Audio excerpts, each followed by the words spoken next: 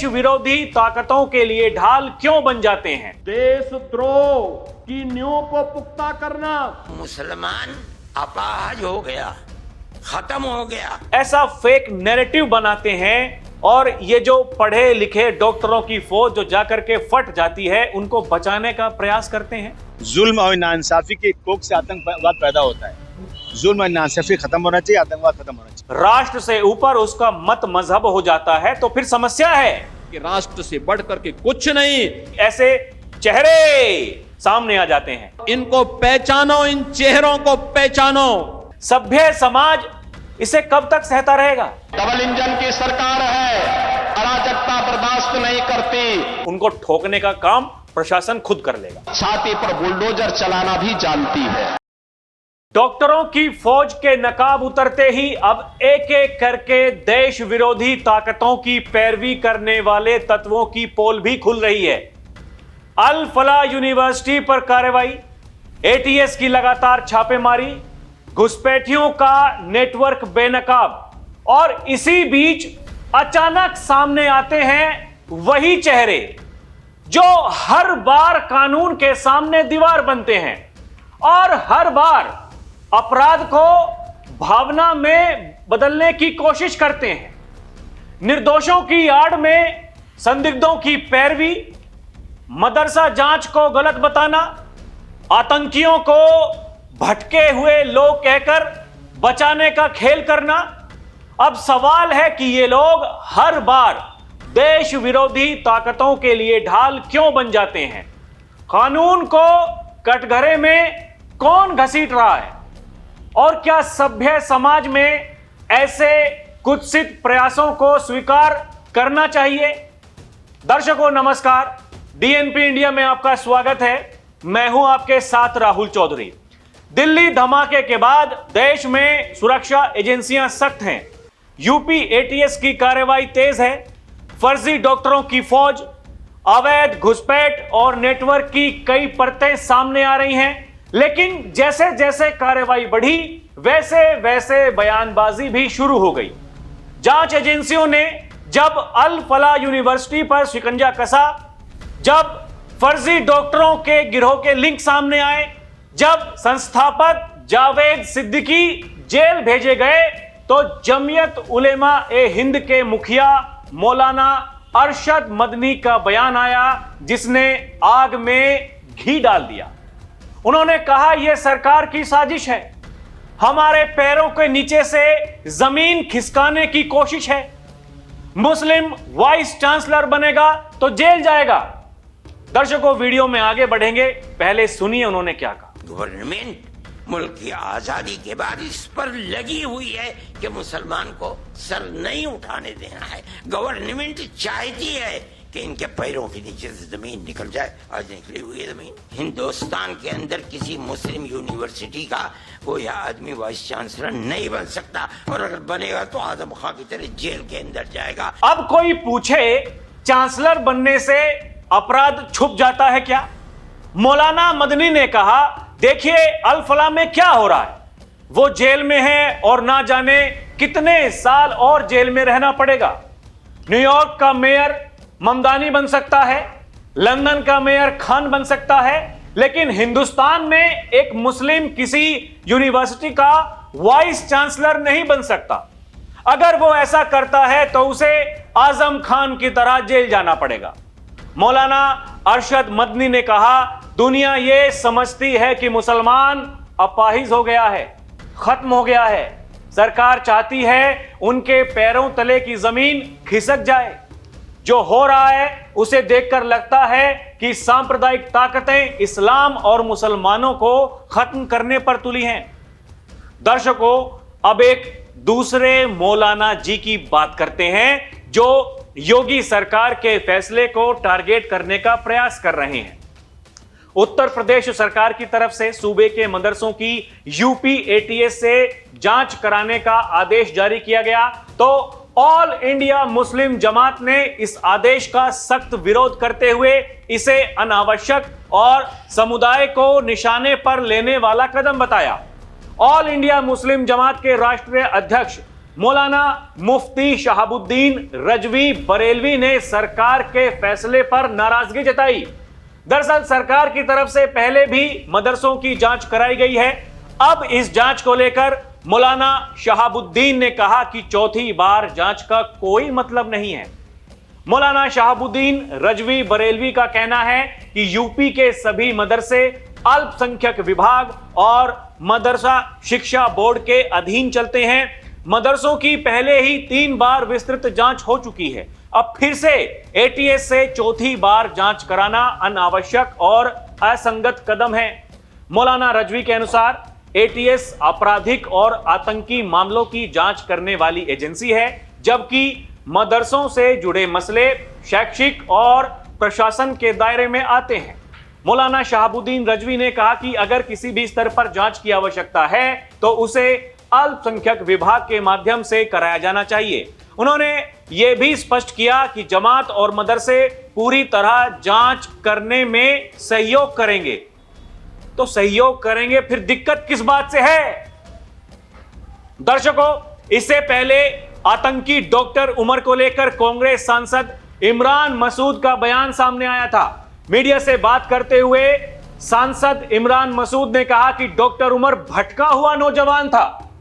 उनके इस बयान को लेकर तरह तरह की चर्चाएं हुई। एक सवाल के जवाब में इमरान मसूद ने कहा कि डॉक्टर उमर भटका हुआ नौजवान था जिसे इस्लामी तालीम की कोई जानकारी नहीं थी। इस मामले पर कांग्रेस सांसद इमरान मसूद द्वारा की गई टिप्पणी पर बीजेपी के राष्ट्रीय प्रवक्ता शहजाद पूनावाला ने कड़ी आलोचना की थी और आतंकवादियों का बचाव करने का आरोप लगाया था। पूनावाला ने कहा, एक वीडियो में दिल्ली विस्फोट का मास्टरमाइंड आत्मघाती बम विस्फोट को सही ठहरा रहा है। दूसरी तरफ आतंक के एक चतुर चिकित्सक की तरह कांग्रेस सांसद इमरान मसूद कह रहे हैं ये लोग गुमराह युवा हैं। मतलब एक पूरा इकोसिस्टम राष्ट्रीय नीति पर वोट बैंक नीति को प्राथमिकता देता है। दर्शकों, बात करते हैं समाजवादी पार्टी की, जिसके मुखिया हैं अखिलेश यादव और उनके एक नेता हैं जिनका नाम है अबू आजमी। दिल्ली धमाके के बाद उनका कहना था कि जुल्म और नाइंसाफी की कोख से आतंकवाद पैदा होता है, इसीलिए जुल्म खत्म होना चाहिए, आतंकवाद खत्म हो जाएगा। और साथ ही यह भी कहा था कि तहकीकात होनी चाहिए कि चुनाव के वक्त ऐसे ब्लास्ट क्यों होते हैं।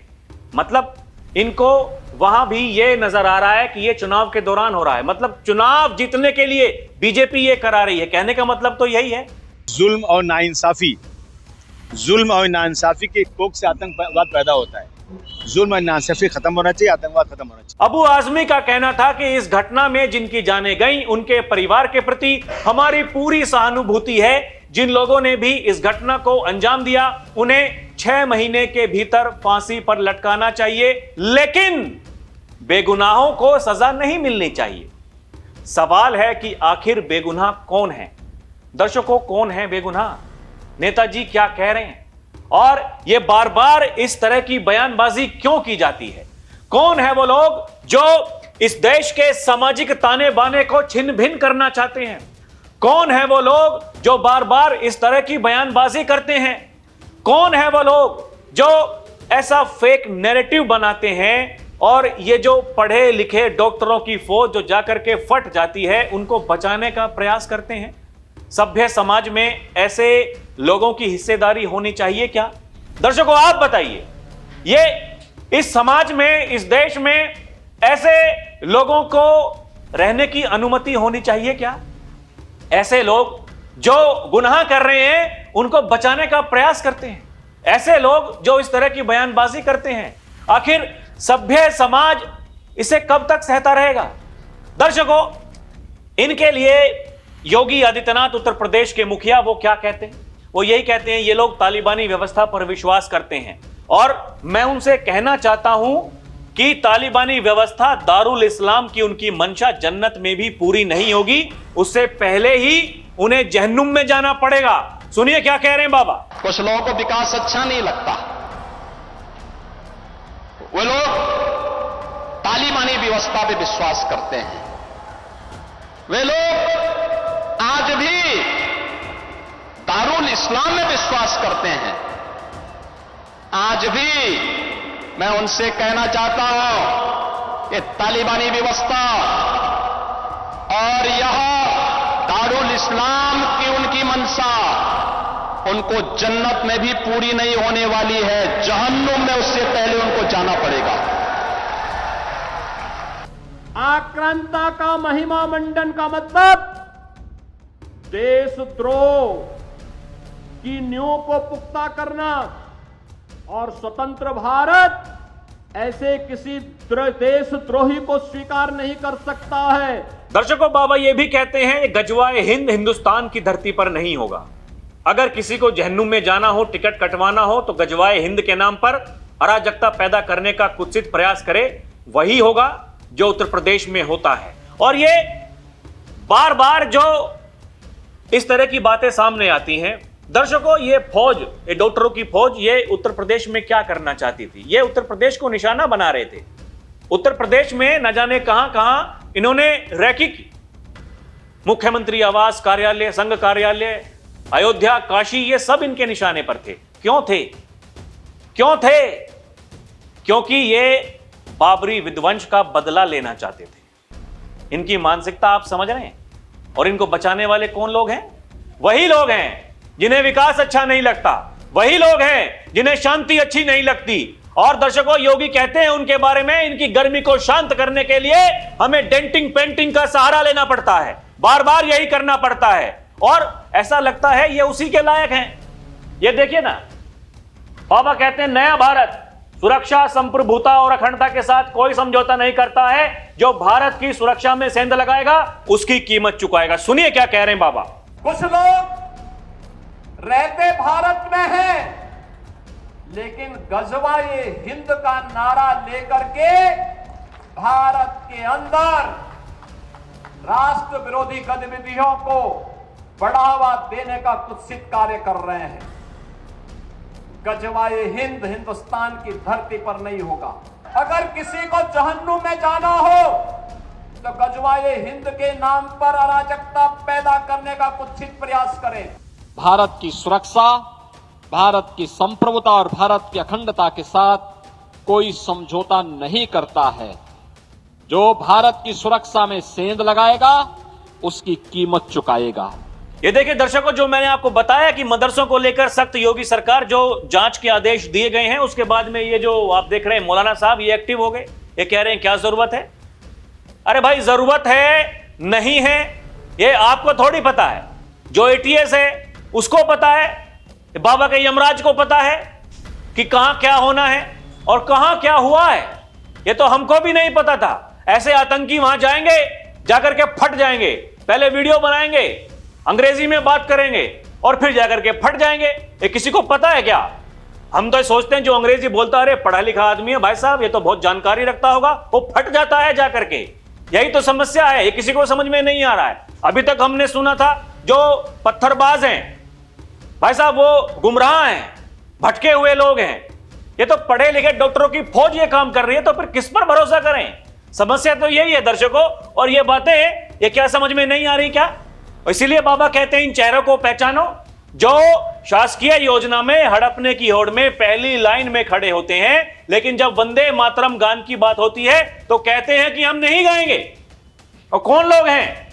और बाबा ये कहते हैं इनको ये नहीं मालूम कि इनकी जिंदगी तो बर्बाद है ही, ये अपने बच्चों की जिंदगी भी बर्बाद करना चाहते हैं। सुनिए क्या कह रहे हैं बाबा। इनको पहचानो, इन चेहरों को पहचानो जो शासकीय योजना में हड़पने की होड़ में पहली लाइन में खड़े होते हैं, लेकिन जब वंदे मातरम गाने की बात होती है तो कहते हैं कि नहीं, हम नहीं गाएंगे। कितने कमजोर और कायर हैं छोटे छोटे बच्चों को, जिनके हाथों में कलम होनी चाहिए, जिनके हाथों में नोटबुक होनी चाहिए, जिनके हाथों में विज्ञान और गणित की पुस्तकें होनी चाहिए, उनके हाथों में आई लव मोहम्मद का पोस्टर देकर के, तख्तियां देकर के समाज में अराजकता पैदा करने का कार्य कुछ लोग कर रहे हैं। इनको यह भी नहीं मालूम कि उनकी जिंदगी तो बर्बाद है ही है, लेकिन इन बच्चों की भी जिंदगी को ये लोग बर्बाद करने पर उतारू हो रखे हैं। इसीलिए तो योगी कहते हैं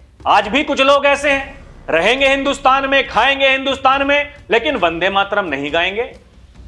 वंदे मातरम का विरोध ये भारत माता का विरोध है, ये कहना है योगी आदित्यनाथ का। और वो तो ये कहते हैं कि राष्ट्र प्रथम होना चाहिए।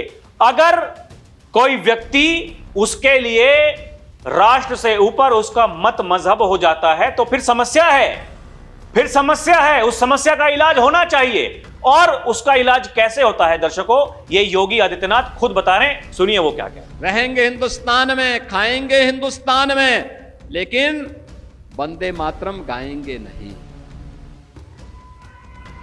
हम उनकी मंशा को समझें, हम उनकी मंशा को समझें। ये बाध्यकारी नहीं है, लेकिन यह समझने की विषय वस्तु भी है। जो लोग वंदे मातरम का विरोध कर रहे हैं वे भारत माता का विरोध कर रहे हैं कि राष्ट्र से बढ़कर के कुछ नहीं।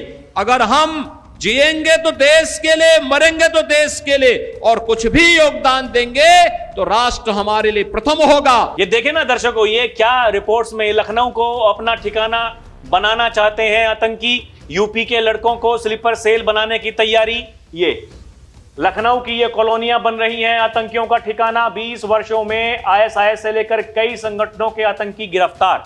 ये गिरफ्तारी जो हो रही है ये किस लिए हो रही है, क्या मतलब है, क्या मतलब है? ये गिरफ्तारी अगर हो रही है, लिंक अगर सामने आ रहे हैं, तार जुड़ रहे हैं, तो फिर मदरसों की जांच हो रही है, ऐसे डॉक्टरों की जांच हो रही है, उनके जो करीबी हैं, सहयोगी हैं, उनकी जांच हो रही है। जांच अगर हो जाएगी, दूध का दूध पानी का पानी हो जाएगा। इसमें किंतु परंतु क्या है? इसमें किसी को क्या दिक्कत होनी चाहिए, समस्या क्या उत्पन्न होनी चाहिए क्या? लेकिन हो रही है। क्यों हो रही है? क्योंकि ऐसे चेहरे सामने आ जाते हैं। उन चेहरों को पहचानो कहते हैं योगी आदित्यनाथ। उनकी मंशा को समझो, वो क्या करना चाहते हैं। दर्शकों, अगर नहीं समझ में आ रहा है तो फिर कोई इलाज है नहीं। अगर चाहते हैं इस देश का विकास हो, विकसित भारत बने, विकसित उत्तर प्रदेश बने, तो अपने आसपास के क्षेत्रों में जाइए। जैसा कि योगी कहते हैं, देखिए वहां लोग क्या काम कर रहे हैं, किससे मिल रहे हैं, वो लोग क्या काम करते हैं, उनकी मंशा क्या है, वो इस देश के साथ में क्या करना चाहते हैं, किनसे मुलाकात कर रहे हैं, ये तो देखिए और उनको समझाइए। नहीं समझ में बात आती है, जाकर के प्रशासन को बता दीजिए, उनको ठोकने का काम प्रशासन खुद कर लेगा। इतना तो कर सकते हैं। दर्शकों, ये आप तय करेंगे, इस देश की जनता जनार्दन तय करेगी यहां कौन ठीक है, कौन गलत है। आपको क्या लगता है हमें कमेंट करके जरूर बताइएगा। अभी के लिए इतना ही। आप देखते रहें डीएनपी इंडिया, हर खबर भरोसे के साथ। नमस्कार, जय हिंद।